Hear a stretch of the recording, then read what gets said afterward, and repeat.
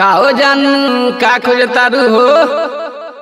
अरे बोला हो कहाँ आइल बा ढोरी ढोरी का लोकेशन चालू को भाई होय ठहुरी के ढोरी बुलाई मोहन यादव रहली घमंड में अपना प्रखंड में रहली घमंड में अपना प्रखंड में कैसे रे के बताई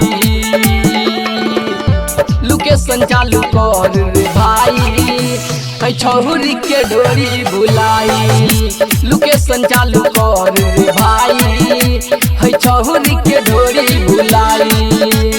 recording by SR studio Ludhiana. Location चालू कर भाई है छहुरी के ढोरी बुलाई। छोट भी आई तो भैया के साली एक एक का पता की ढोरी बुलाई रे भाई। छोट भी आई तो भैया के साली एक एक का पता की ढोरी बुलाई।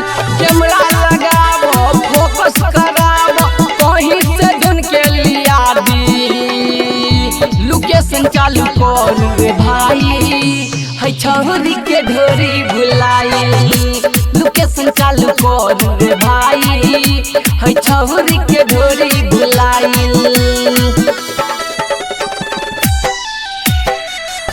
लोकेशन चालू कर भाई है छहुरी के ढोरी बुलाई। शहर के लड़की त गौवा में आई एक एक का पता की ढोरी बुलाई रे भाई। शहर के लड़की त गौवा में आई एक एक का पता की ढोरी बुलाई। फैसल मासूम के तालीम दीवाना के जाके हो जल्दी बता दी लोकेशन चालू कर रे भाई है छहुरी के ढोरी बुलाई लोकेशन चालू कर रे भाई है छहुरी के ढोरी